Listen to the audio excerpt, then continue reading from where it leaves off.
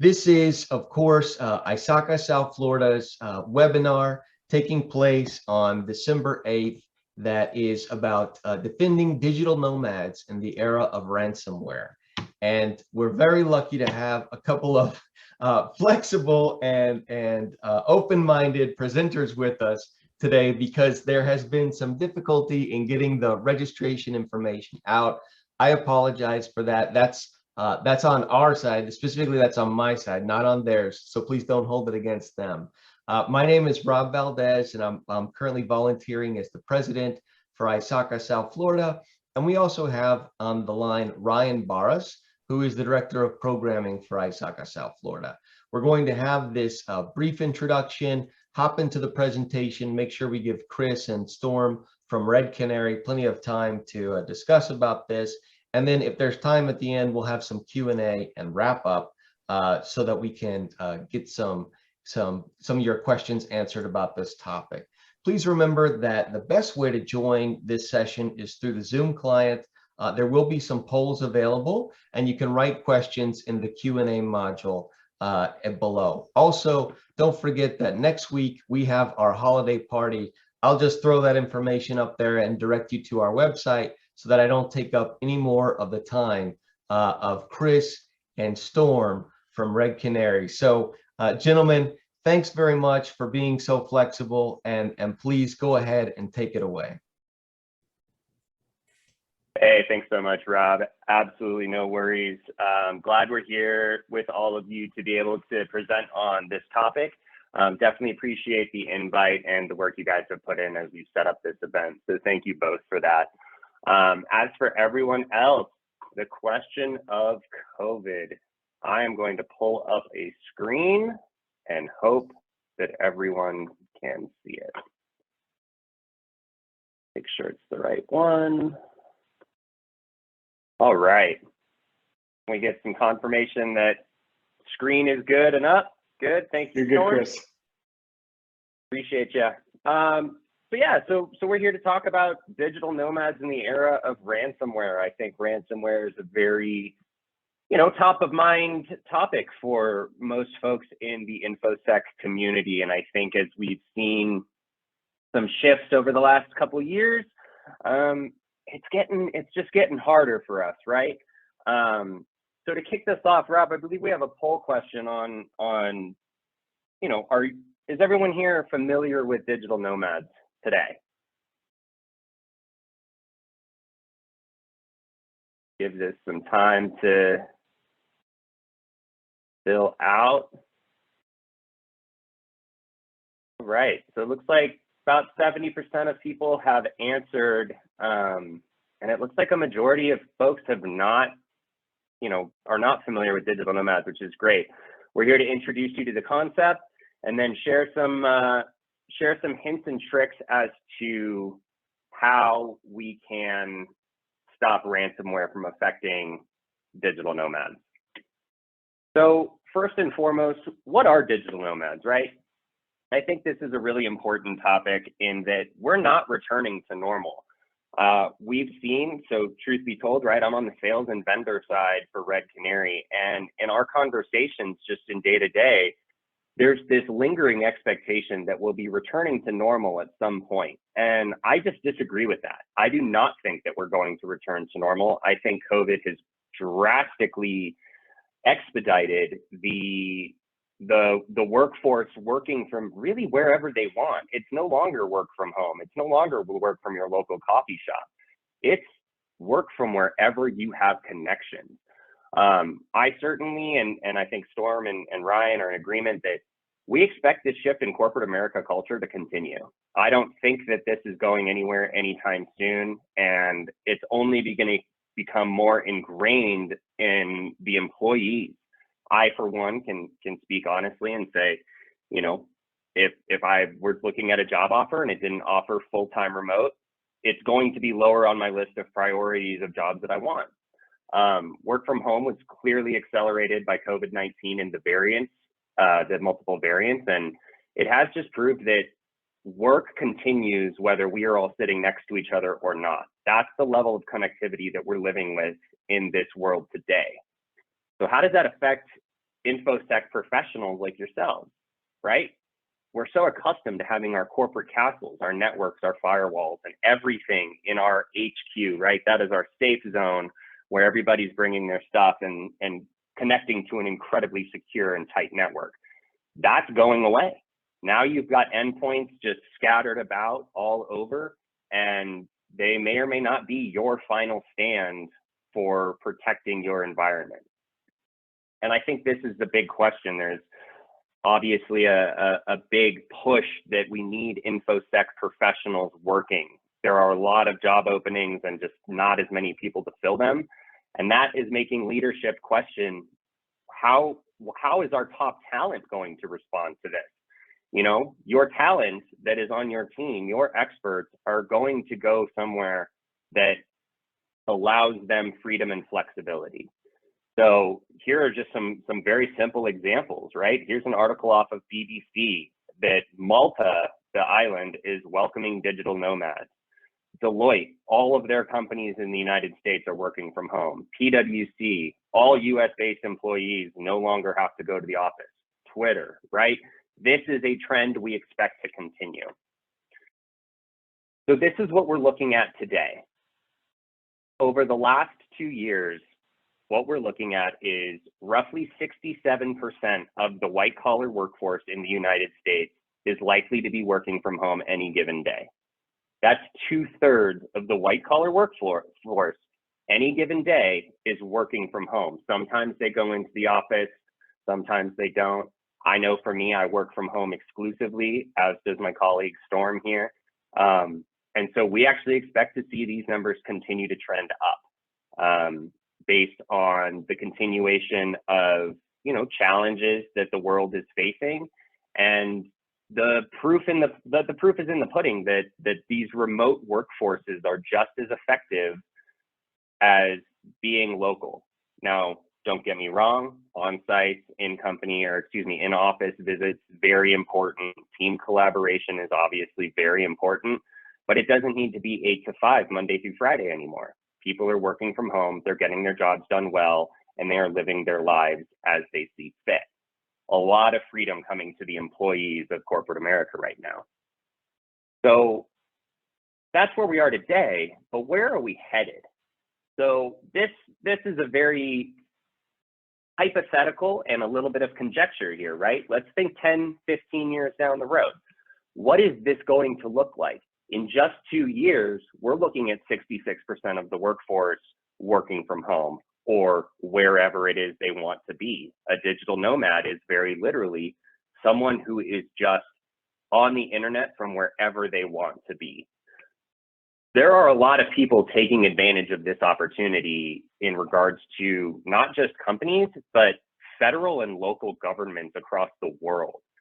So as we see, you know, the internet, I mean, it's obviously an incredibly useful tool, and a lot of places are getting caught up with it. You know, at first, the first world had internet and everybody else had patchy, you know, dial up, give or take.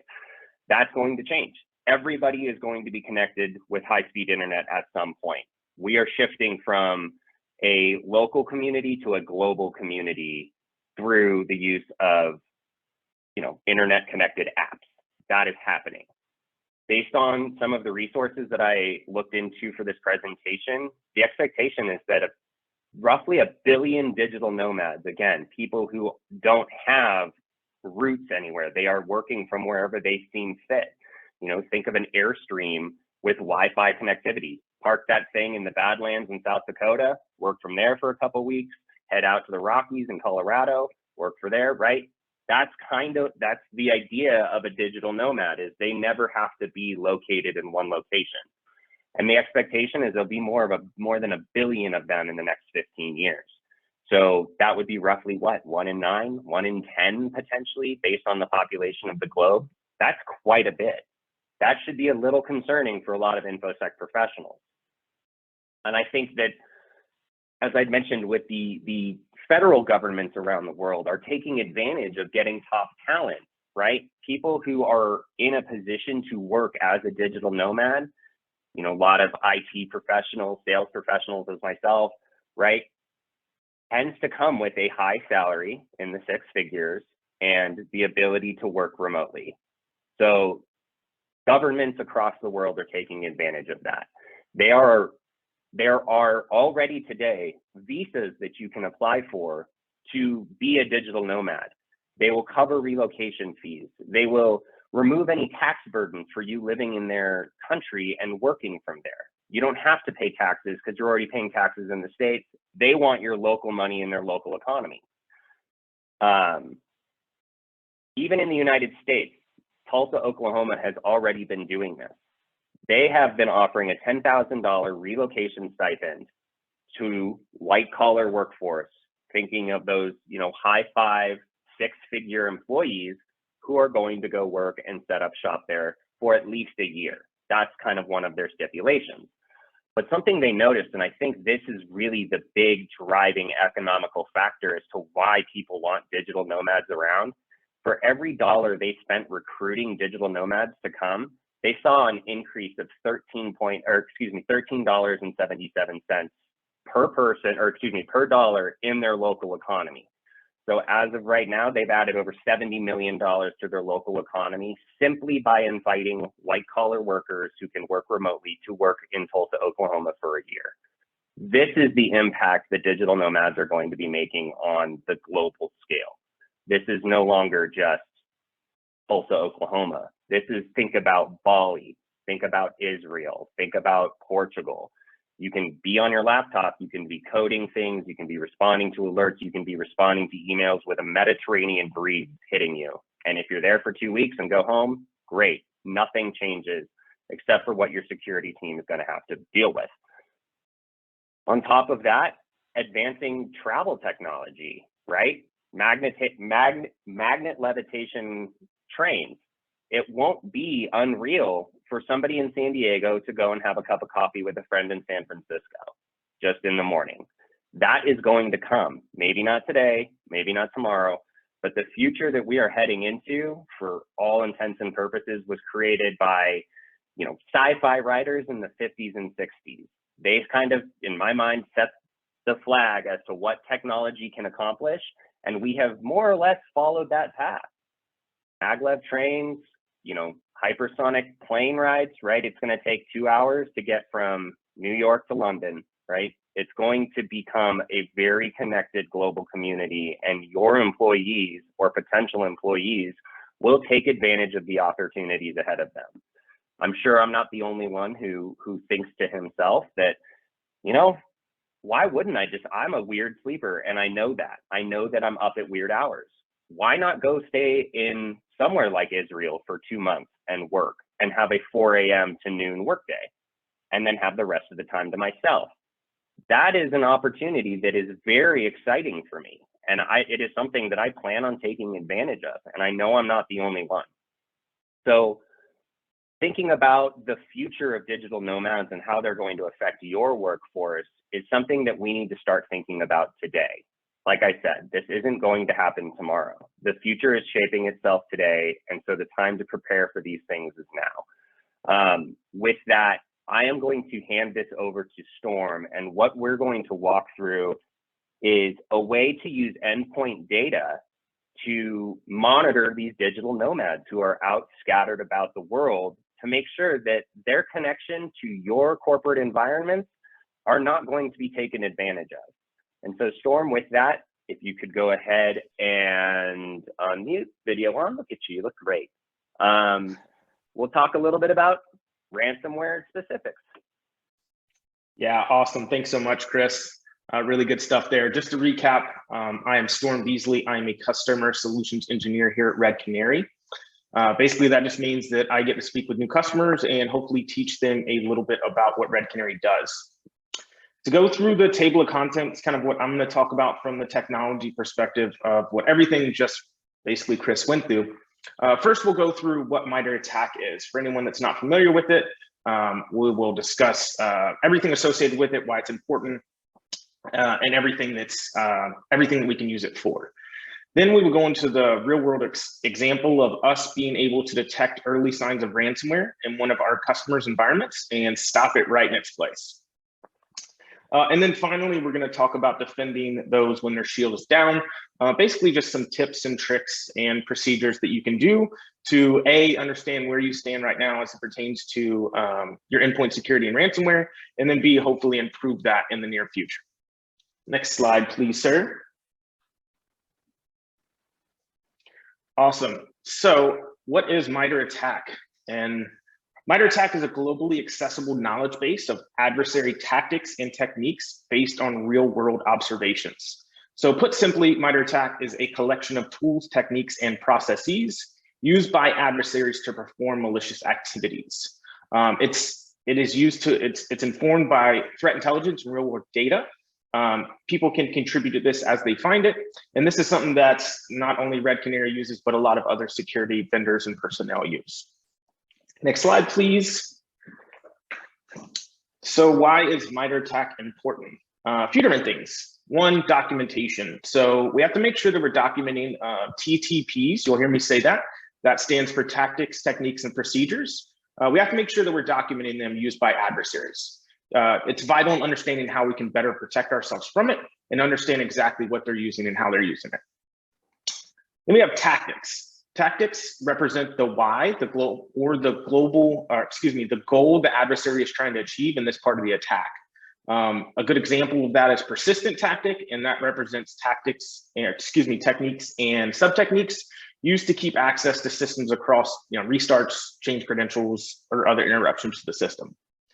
Then we have techniques. Techniques represent the actions used by adversaries to accomplish their mission, or at least part of it.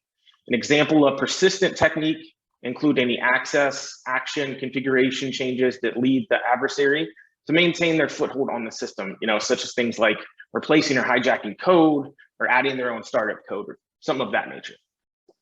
Finally, we have procedures, understanding specific implementations adversaries use for a technique. Procedures are the behaviors that are performed by the attacker in every step of the attack cycle.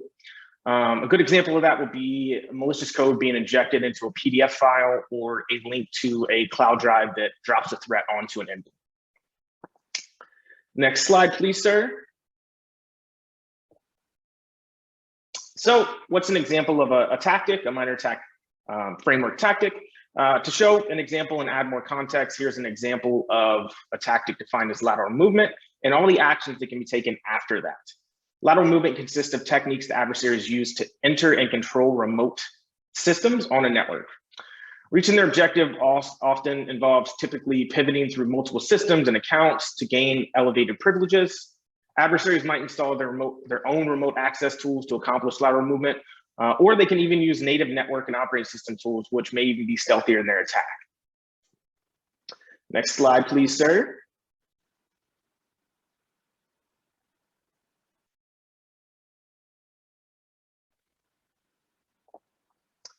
So before we get into the ransomware outbreak, kind of where does Red Canary stand in a detection methodology? So just a little bit about our methodology here at Red Canary. Our threat detection engine consists of thousands of detectors at any given time, and it's constantly being updated and redefined as we learn more about threats impacting our customers and found in the wild. Red Canary's detectors, oh, you're perfectly fine. Yeah, Red Canary's detectors are used to identify interesting events, not just threats. Detectors are meant to generate events for our analysts to review and make the determination of whether or not the event is malicious. So Red Canary kind of stands behind the idea that we would rather investigate more benign events than potentially miss something by being too specific. Our detectors cover a wide array of behaviors and can generate a lot of events for our team to investigate. So we actually track the conversion rate from true positive events to true positive malicious detections. And this enables efficient tuning and helps us identify areas where we can improve or where a detector is accurate at highlighting the behavior. All right, now we're ready for the next slide. All right, so let's talk about a ransomware outbreak.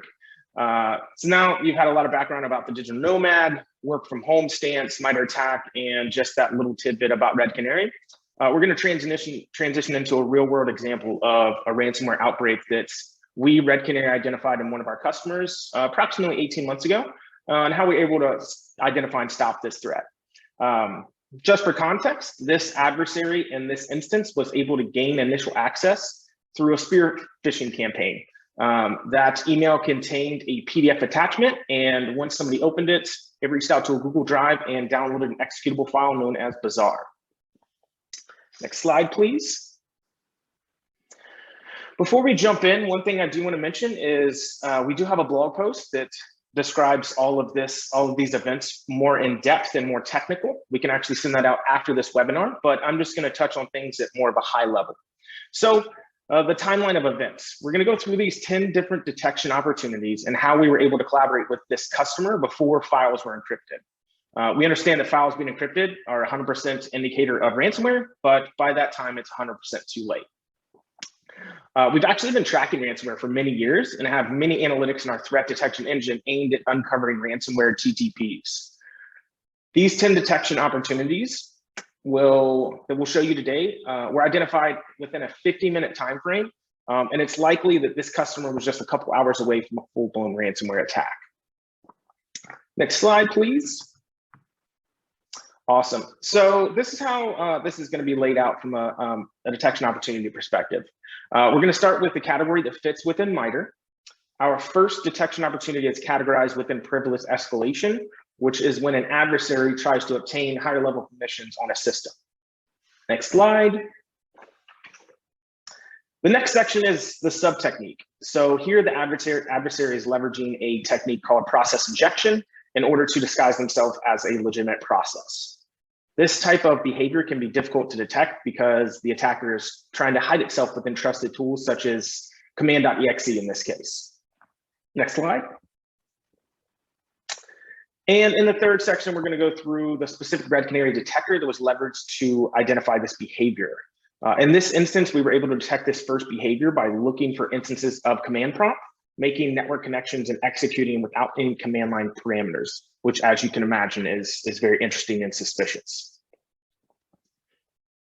All right. So from there, we observed several reconnaissance commands. Specifically, we observed the adversary using nltest.exe to make domain trust determinations. nltest.exe usually cannot be disabled in an environment, but we were able to identify this behavior by looking for instances of it executing with a command line that follows or includes certain parameters. This actually has been very high fidelity analytic for us when it comes to catching ransomware families. Next slide, please. Continuing in the discovery category, we have detection opportunity number 3. We saw the adversary attempting to enumerate Windows domain administrator accounts. This account or this behavior we commonly associate with ransomware. We find it useful to look for net group domain admins when they're trying to enumerate those accounts. Next slide, please. Awesome. Detection opportunity number 4. Next, we saw the adversary leveraging additional trust tools in an attempt to continue kind of flying under the radar or not alerting any tools. We observed explorer.exe spawning SVC host, which is not a normal execution pattern. More broadly, you can look for SVC host processes where the parent process is not services.exe. It's a good way to determine if there's a threat on the machine or if somebody's trying to use these type of tactics and techniques. Another way we detected this activity was by looking for SVC host executing without a command line. When we see SVC host executing without a command line, it indicates that SVC host may have been spawned to host injected code, which is exactly what we saw in this particular incident. Slide, please. Awesome.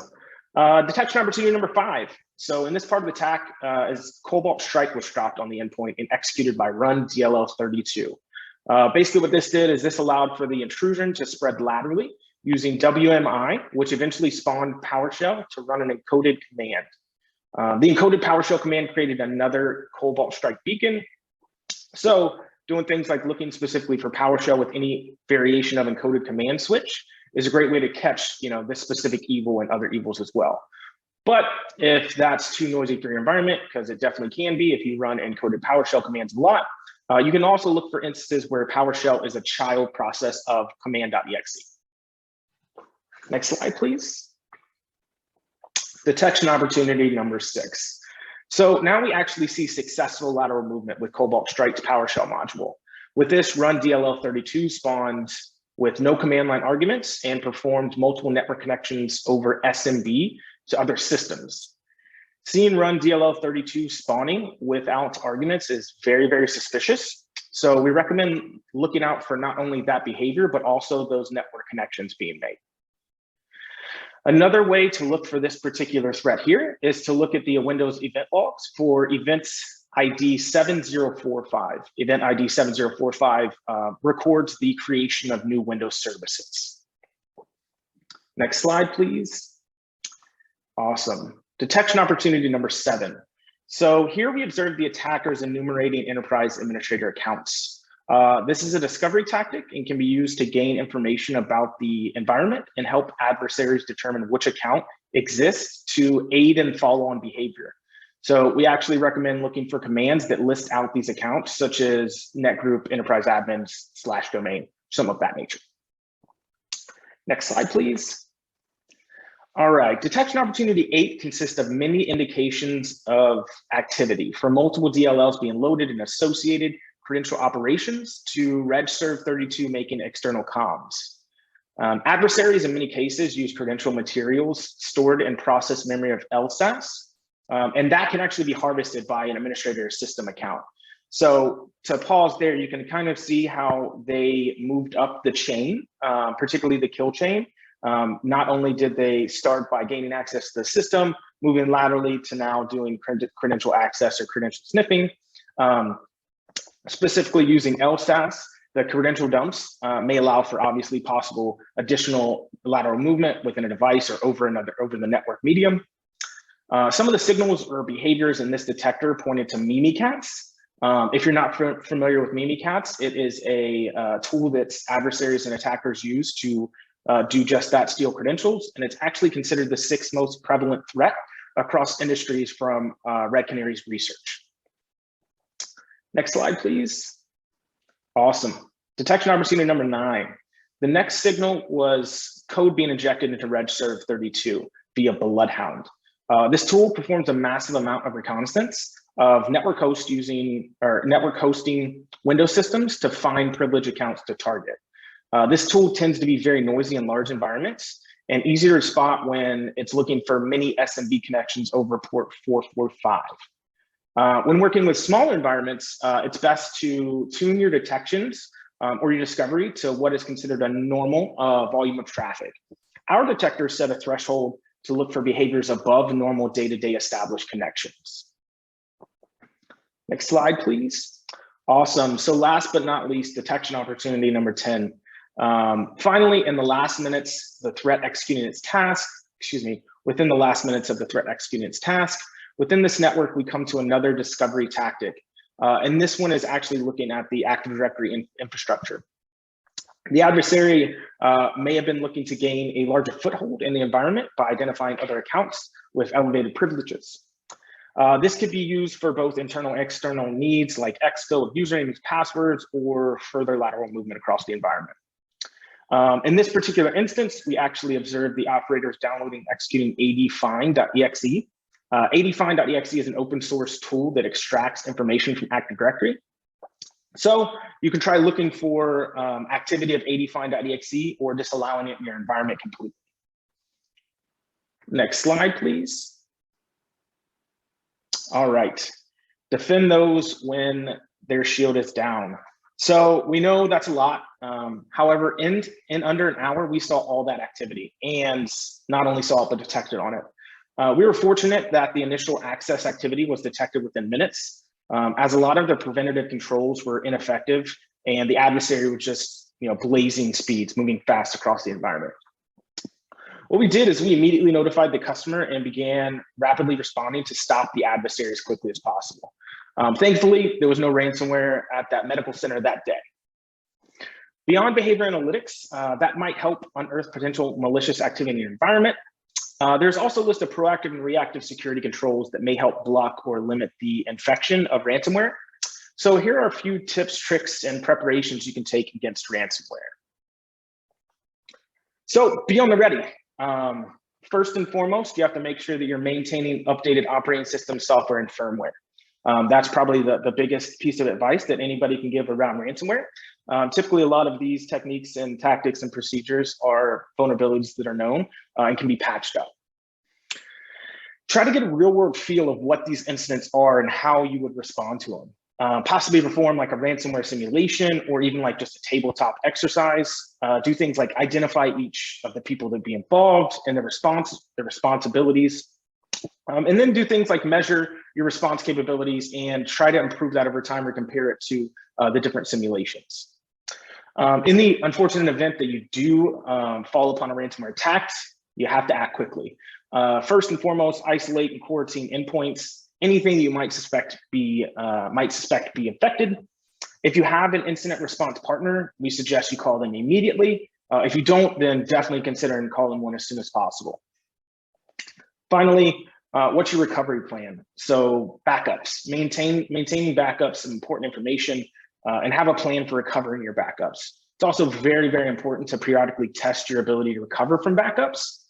This will help you validate your recovery plan and also ensure that your backup data isn't corrupt or unrecoverable or something of that nature. And then finally, having a paper version of your response plan. So if you do have to go dark or offline for whatever reason, you want to make sure that that response plan is labeled and printed out on a paper version appropriately and distributed. Next slide, please. All right, so these detection opportunities and timeline were taken from a real Red Canary customer in the healthcare environment, like I said, approximately about 18 months ago. Once again, we were able to identify, detect, and stop the threat. So if you're more interested in learning about this attack or how Red Canary can help, please feel free to reach out to Chris or myself. With that being said, I believe we are going into the Q&A portion of the webinar. Yeah, absolutely. Excuse me. Thank you so much, Storm. Definitely appreciate you going through that. Rob, Ryan, well, can't wait to see you guys getting your cameras back on. We will stop this share and see what we can do to help the community at large here. Some Q&A. Wonderful. Thanks very much, Chris and Storm. It's interesting times that we find ourselves in, where suddenly the remote workforce is almost everybody, and we're dealing with all kinds of home networks and all kinds of home endpoints as well. And Storm, thanks especially for going through some of that play-by-play of the actual attack and the ways that it's detected and that sort of thing. I guess maybe I have a little bit of some broader questions, and that is specifically, where do you see organizations handling the work from home or work from anywhere, digital nomad type of employees? Where do you see them doing a good job handling those types of scenarios? And honestly, where do you see them kind of struggling and maybe not doing as good a job as they would hope in those types of scenarios? Yeah, great question. And we'll actually answer it twofold. Me and Chris really love to do this just to give it two different perspectives. So where I'm seeing that people are successful in this work from home digital nomad environment is, first and foremost, accepting it. So it's kind of hard to to realize that your firewalls of your corporate office aren't your safekeep anymore. So you have to accept the fact that there are roaming users. That's first and foremost. And second, you have to understand that what devices are actually out there. So first and foremost, what I suggest is doing some sort of device inventory and then a device policy.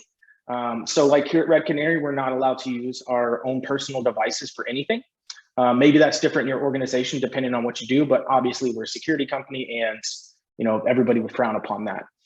So doing a device inventory and discovery, and then making sure your endpoint is locked down in some way, shape, or form, whether that's using an endpoint detection and response tool, whether it's using the local firewall, anything of that nature. You have to have some sort of security there, because if somebody does get breached, they can move across the environment.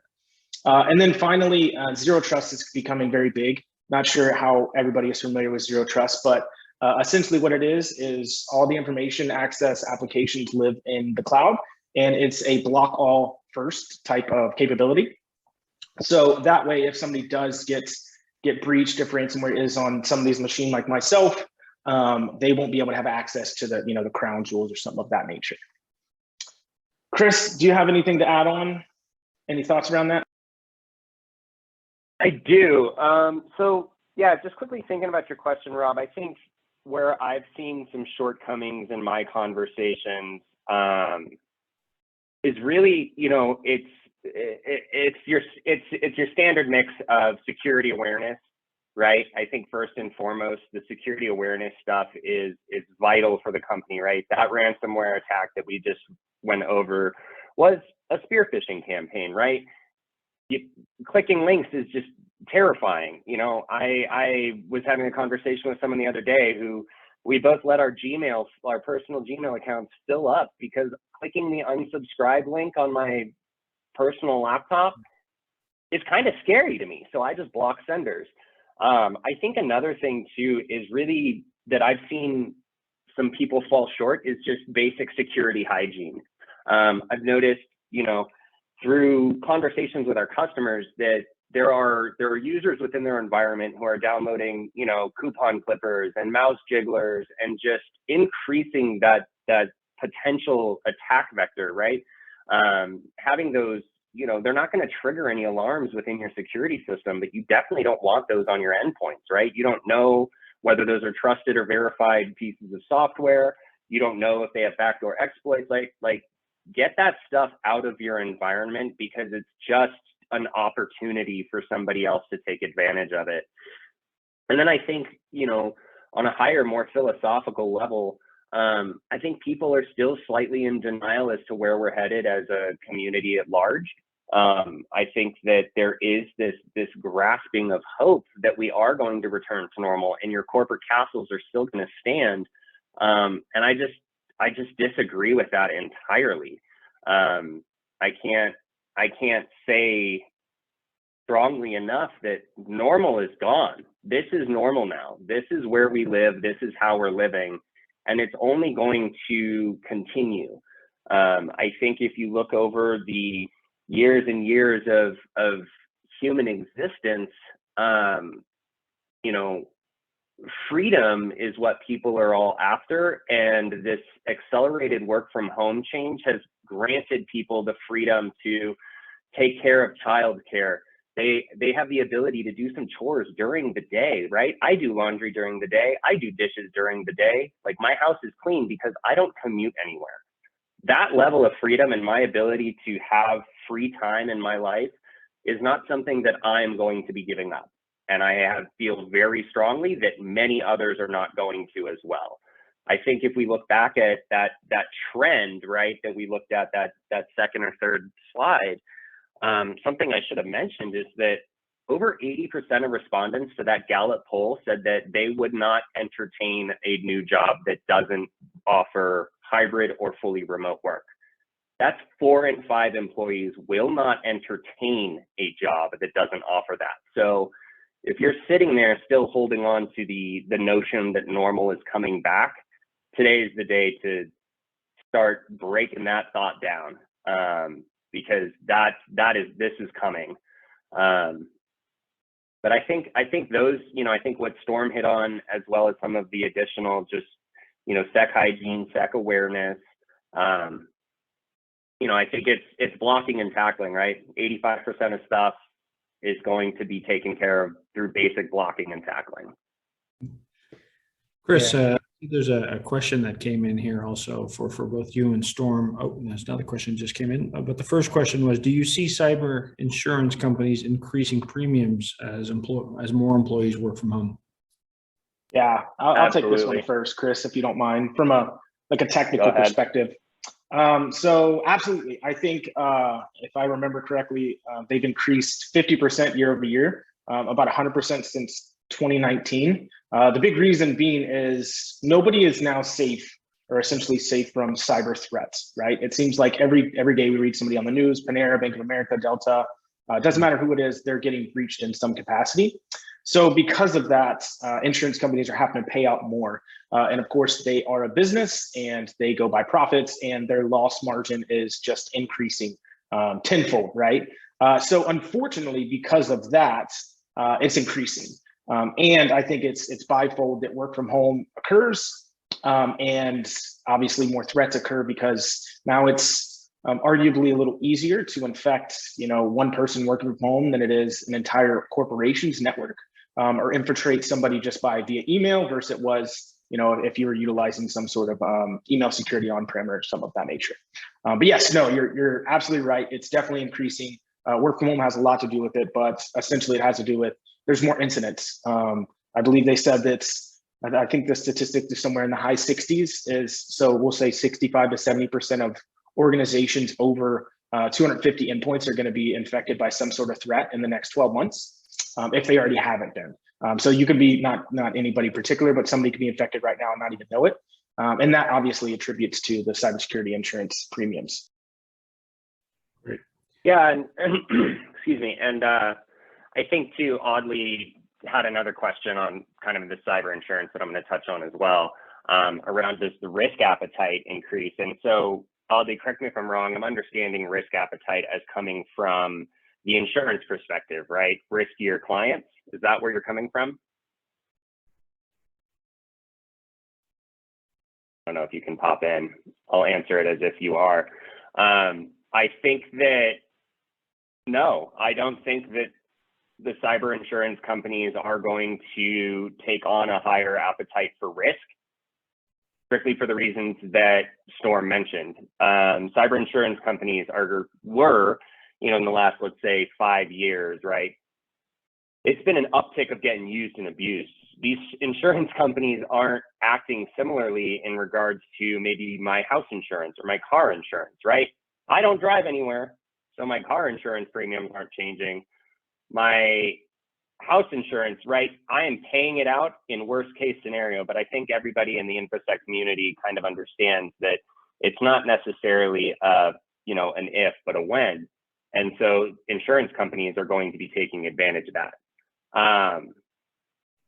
So I think that, I think the insurance premiums are going to continue to rise. And I think that they're going to start, and maybe this is a cynical observation or just understanding of my view of American capitalism, but they're probably going to start paying out less on things as well.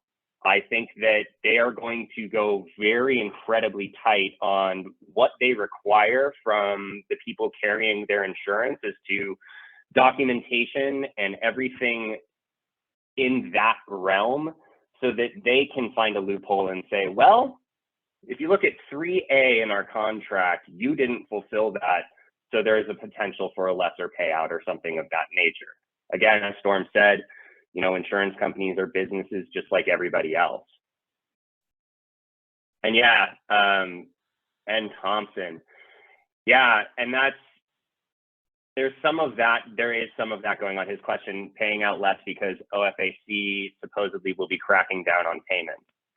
Yeah, so they've been paying back ransomware stuff, and now they're getting back towards it, right? Like, they are trying to find a way to increase their margins as their services are getting used more and more.